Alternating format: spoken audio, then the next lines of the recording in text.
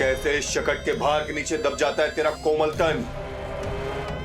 कितना नन्हा सा है तू, फिर भी तूने महाराज कंस की रातों की नींद, सुख चैन सब छीन लिया। अब मैं तुझसे तेरे प्राण छीनूंगा, तैयार हो जा।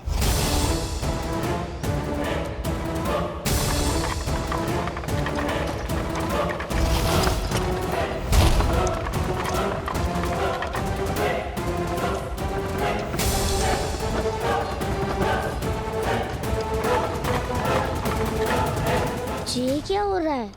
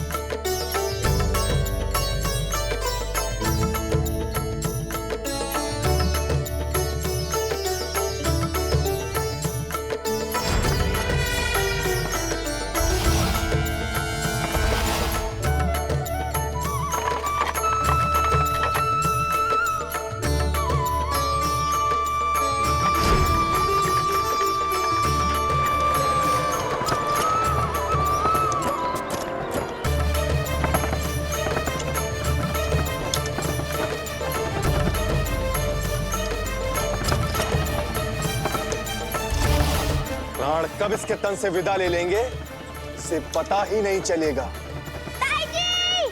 जशोदा ताई जी!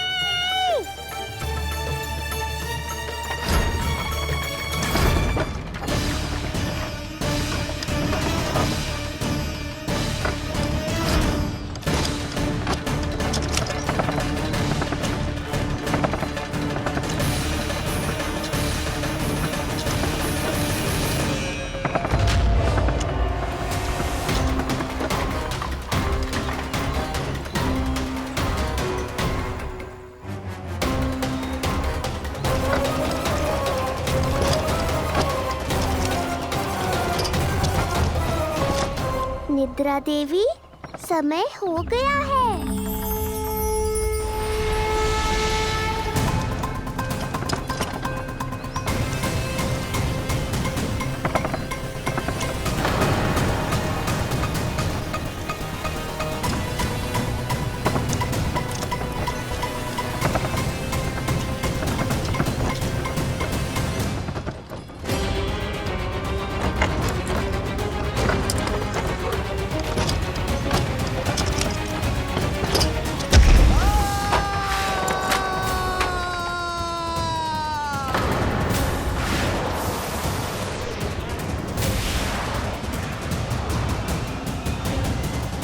बोलो श्री नारायण भगवान की जय।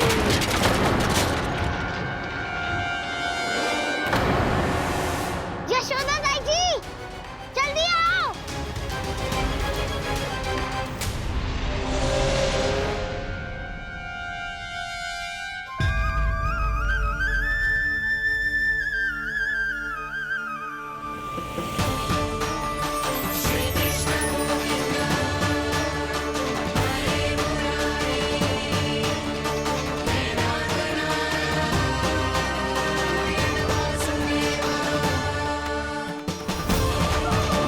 श्री नारायण भगवान की जय।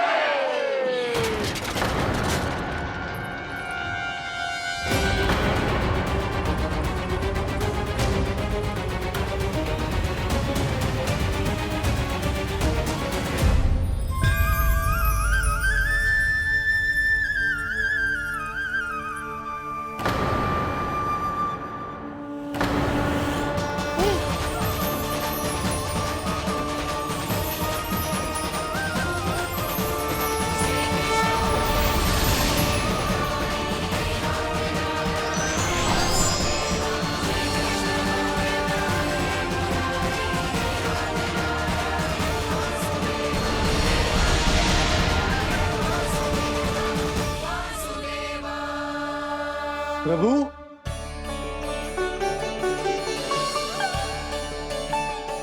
प्रभु, मैंने आपके अवतार को हानि पहुंचाने का प्रयास किया, फिर भी आपने मुझे दर्शन दिया।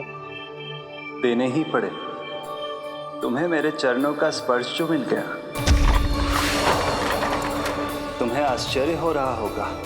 एक साधारण से स्पर्श से तुम्हें वो मिला जो बड़े से बड़े ऋषियों को भी कठिन से कठिन तपस्या के बाद भी नहीं मिलता। इसका उत्तर तुम्हारे अतीत में छुपा है। दैत्य हिरण्याक्ष के पुत्र के रूप में तुम्हारा जन्म हुआ था। शीघ्र ही तुम बहुत अधिक विशाल और असीम बलशाली हो गए थे, पर तुम अपनी शक्ति का प्रयोग अनुचित ढंग से करते थे। एक दिन तुमने महर्षि लोमस के आश्रम में बहुत ही उत्पात मचाया, हरे भरे वृक्षों को नष्ट कर दिया।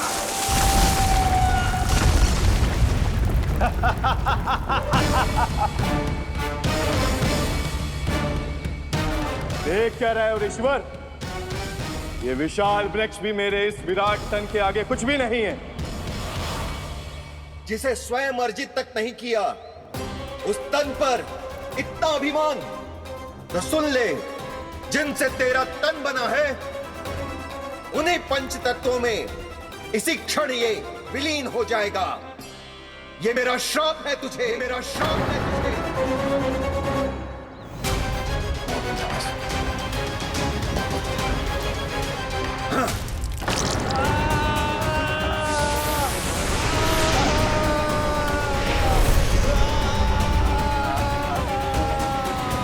पर तभी तुम्हें अपनी भूल का आभास हुआ और ऋषि लोमस से तुमने क्षमा याचना की।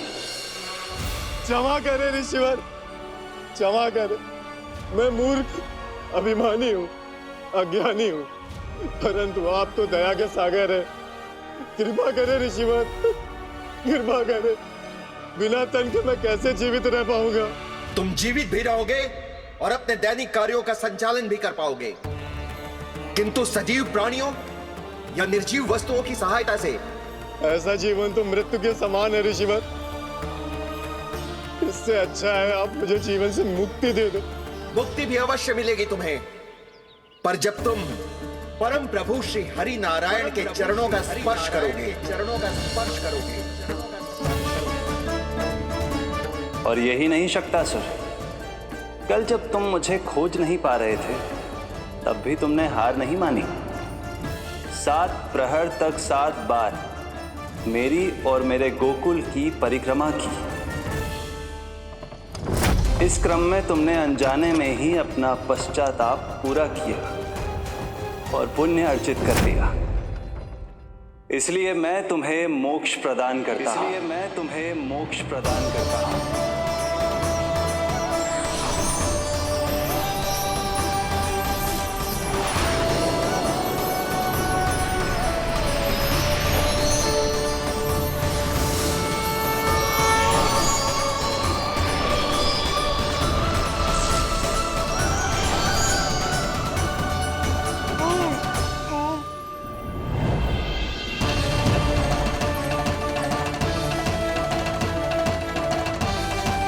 यशोदा ताई जी, जल्दी आओ। नीलमणि, मेरा लल्ला, लल्ला, तुझे कुछ हुआ तो ना है ना? तुम ठीक तो है ना? मेरा नीलमणि, मेरा प्यारा बच्चा।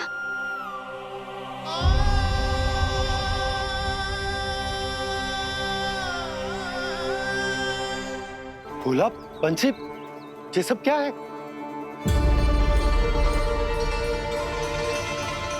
उज्जवल, ये किसने करो है? और देख, कहानी मत सुनाइयो। उज्जवल पुत्र, कैसे हुआ ये सब? किसने किया? और किसने? महाबली नीलमणि ने, बड़ी ताई जी।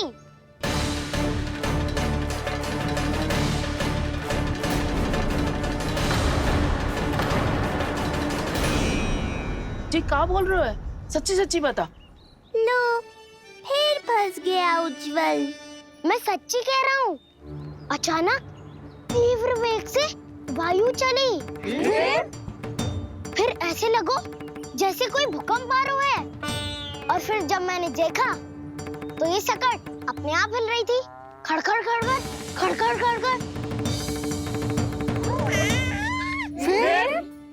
और फिर मैंने साहस दिखाया और उस सकट को रोकने का प्रयास करो। पर सकट ना रुको, जे हिले ही जा रहा था, खड़खड़ खड़खड़ खड़खड़ खड़खड़ खड़खड़ खड़खड़, और फिर ऐसे ही हिलते हुए अचानक से आगे बढ़कर सीधा नीलमणि के ऊपर चला आए हो।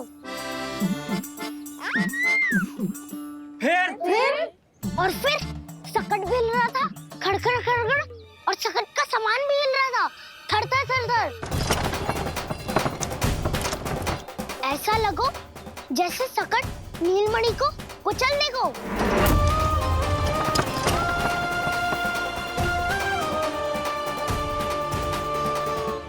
पर तभी जे जाग गए हो, इसने खींचकर अपने पाँव का प्रहार करो और चीख गया सकट आकाश पे।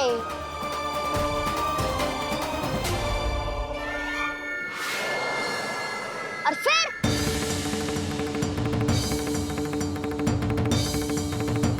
धड़ाम, सब भूमि पे गिरकर चकनाचूर।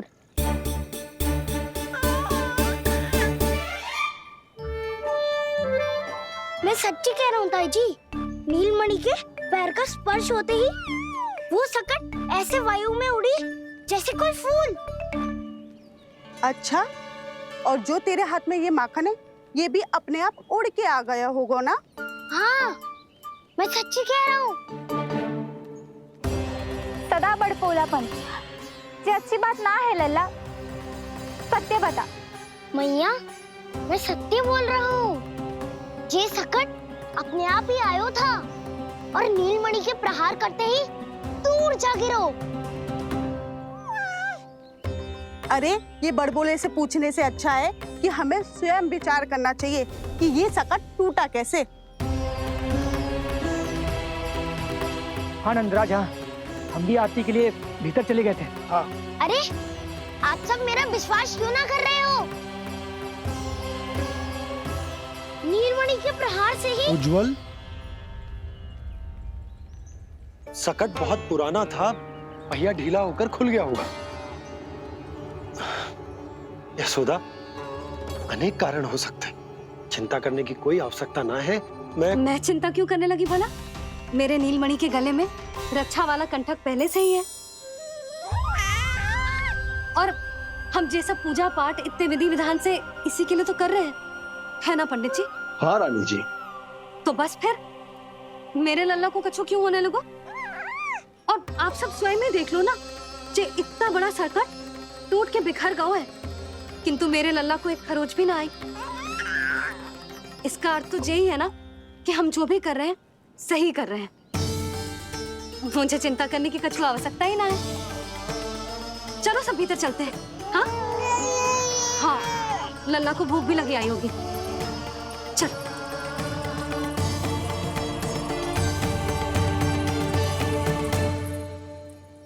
नंदराज जी, अब हमें भी आज्ञा दीजिए। प्रणाम पंडित जी।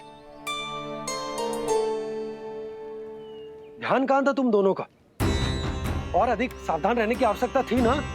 क्षमा कीजिए नंदराज।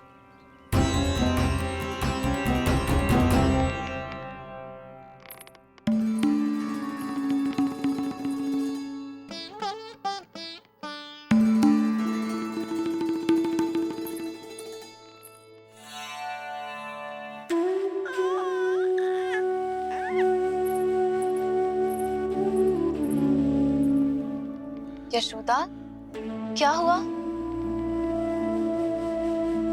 बोलो ना, क्या सोच रही हो?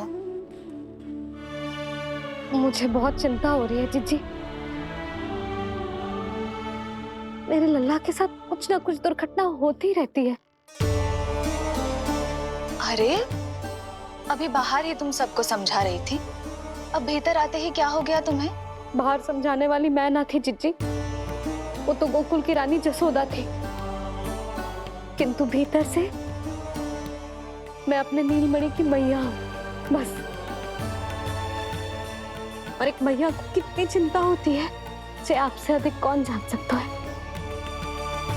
बहुत बहुत बड़ा धक्का लगा है मैया को इस घटना से। अब तो ये मेरी रक्षा के लिए और भी अधिक चिंतित हो जाएंगी। यंत्र का कंठक, पूजा पाठ, इतने सारे प्रहरी, सुरक्षा के प्रबंध, यदि इतने सबके बाद भी मैं अपने लल्ला की रक्षा न कर पाई तो मुझसे अधिक अभागी कौन हो सकती है? मैं तुम्हारे मन की दशा समझती हूँ यशोदा। इसी चिंता के कारण ही तो मैंने आज तक अपने पुत्र को छुपा कर रखा है। मैं जानती हूँ चिच्ची,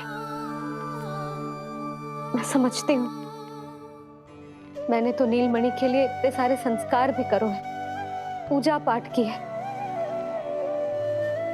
किंतु मैंने तो आज तक अपने पुत्र का एक भी संस्कार नहीं किया है।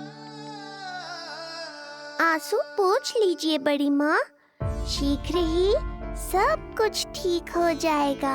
जब मैंने उसे जन्म दिया उसके बाद से आज तक न उसे घर के बाहर लाई हूँ न कोई संस्कार किया है। मैं तो उसका नामकरण भी नहीं करवा पाई हूँ यशोदा।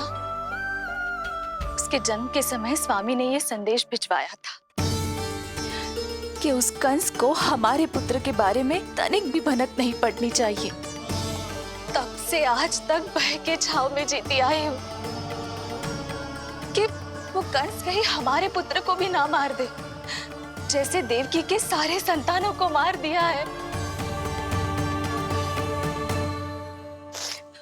ये आशंका कभी सत्य नहीं होगी बड़ी माँ, मैं हूँ ना। माँ अपनी संतान के मन की बात बिना कहे ही समझ जाती है। आप भी समझ जाओ ना मैया।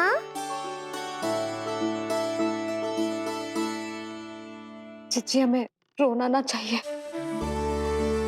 हमें देख के लल्ला भी रो रहा है। मैया, आपकी सहायता की आवश्यकता है मुझे ऐसे क्यों लग रहा है जैसे लल्ला मुझसे कुछ कहना चाह रहा है? दाऊ को हम सबसे दूर कब तक रखेंगे बड़ी माँ? ये सोच रहे होगा कि अब तक आपने इसके दाऊ को छुपा के क्यों रखो है। मैं उनसे मिलना चाहता हूँ मैया। चिच्ची, कितना मन करता होगा ना इसका अपने दाऊ से मिलने का। और आपके लल्ला का भी तो मन करता होगा ना कि अपने छोटे भाई को मिले। कितनी बातें करते हैं हम दोनों की इनके सामने। हाँ यशोदा, मैं भी अपने पुत्र को नीलमणि के बारे में सब कुछ बताती हूँ। तो बस फिर हमें साथ साथ रखिए ना। मेरा आधा हिस्सा है वो, उनके बिना मैं अधूरा हूँ मैया। ये दोनों भाई एक दूसरे के बिना अधूरे हैं जिज्जी। हमें इन दोनों को साथ ही रखना चाहिए। आप ही सोचो, यदि नीलमणि की रक्षा होगी तो आपका लल्ला भी तो सुरक्षित रहेगा। तुम सच कह रही हो यशोदा। हमें इन दोनों को मिलाना चाहिए और साथ में ही रखना चाहिए, सुरक्षित। तब तो शीघ्र ही पंडित जी को बुलाकर हमें शुभ मुहूर्त निकलवाना चाहिए। शुभ मुहूर्त? हाँ, शुभ मुहूर्त। दोनों भाइयों के मिलन के साथ साथ उनका नामकरण संस्कार भी करवा देते। अब अपने दाऊ से मिलूंगा मैं।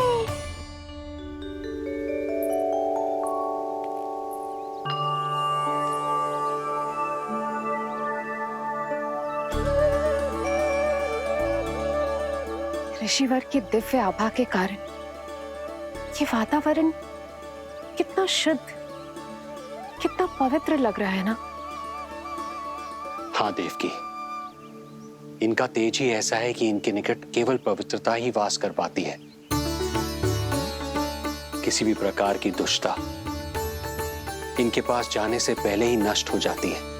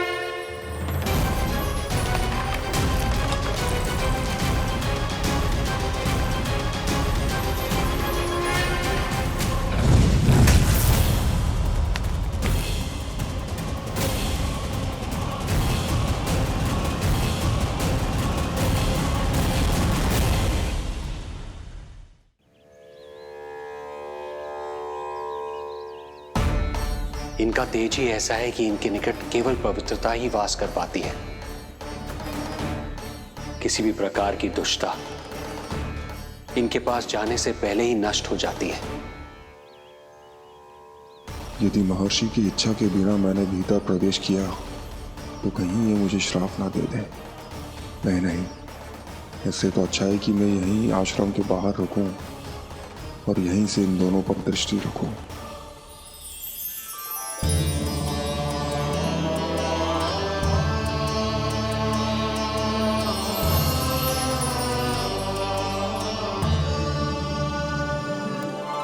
आपके आने का आभास हो गया था राजन। गुरुदेव, जो संतानें हमने खो दी है उनका श्राद्ध करवाने की विनती लेकर हम आपके पास आए हैं। आपका आना व्यर्थ नहीं जाएगा राजन, परंतु मुझे आभास हो रहा है श्राद्ध कर्म इस भेंट का एकमात्र कारण नहीं है।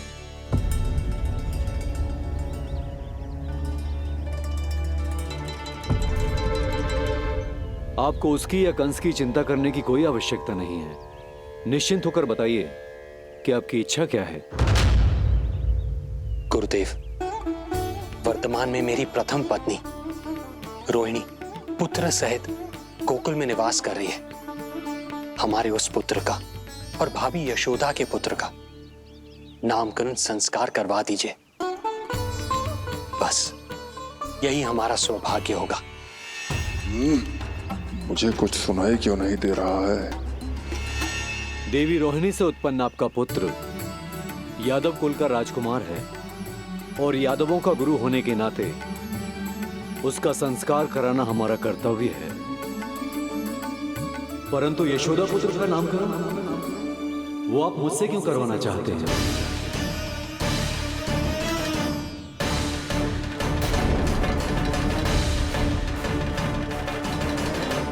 गुरुदेव, सत्य ये है कि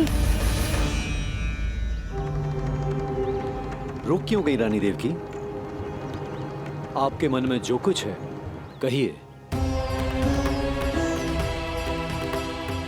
ये कैसी दुविधा में फंस गया मैं।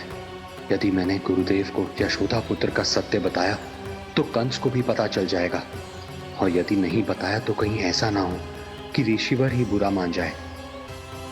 लगता है आप दोनों की दुविधा मेरे अनुमान से भी बहुत बड़ी है। अपनी या अपने पुत्र की कुंडली लाए हैं राजन? जी गुरुदेव, अपनी कुंडली है मेरे पास। देवकी,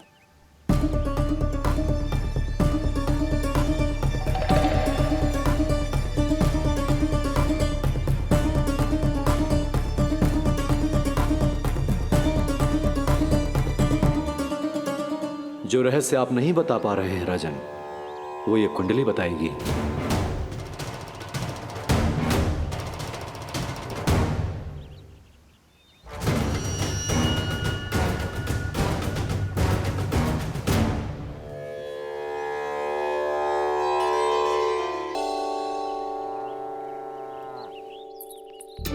लल्ला, बता कैसी है जगदा?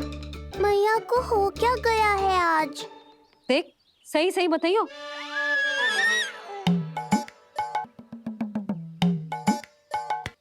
अच्छी है ना? पसंद आएगी ना उसे? हाँ? या फिर जे मोर पंख वाला मुकुट दे दूं? पहली बार मिल रहा है तू, उपहार तो देना चाहिए ना? पर बड़े तो वो है ना मैया, उपहार तो वो देंगे मुझे।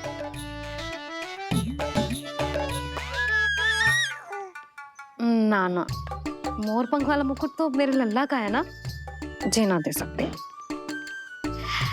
तेरे जैसा कोई कंठा क्या चांदी वाला कड़ा दे दूं? हाँ? इस मिलन के लिए मुझसे अधिक उतावली तो मैया है।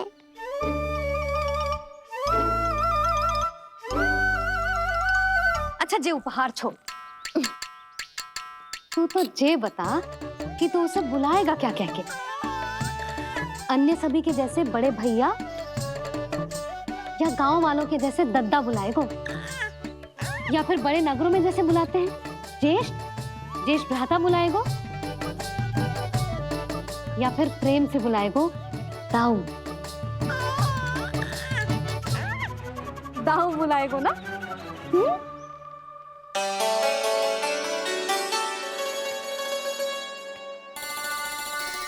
सुनो आपने, हमारे लल्ला ने निर्णय ले लियो, ये अपने भैया को दाऊ कहकर बुलाएगो। अरे वाह, लल्ला ने बोलना भले ही ना सीखो, परंतु तुम्हें बता दियो। और नहीं तो क्या, लल्ला कुछ कहे ना कहे माँ तो समझ जाती है ना लल्ला?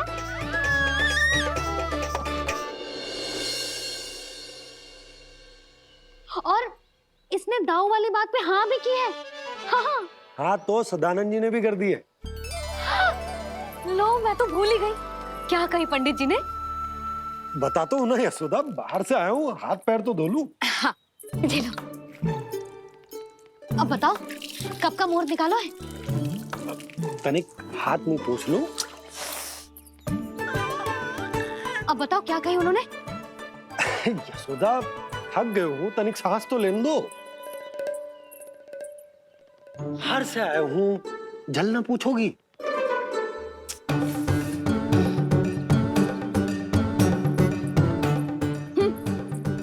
अब बता दो जी।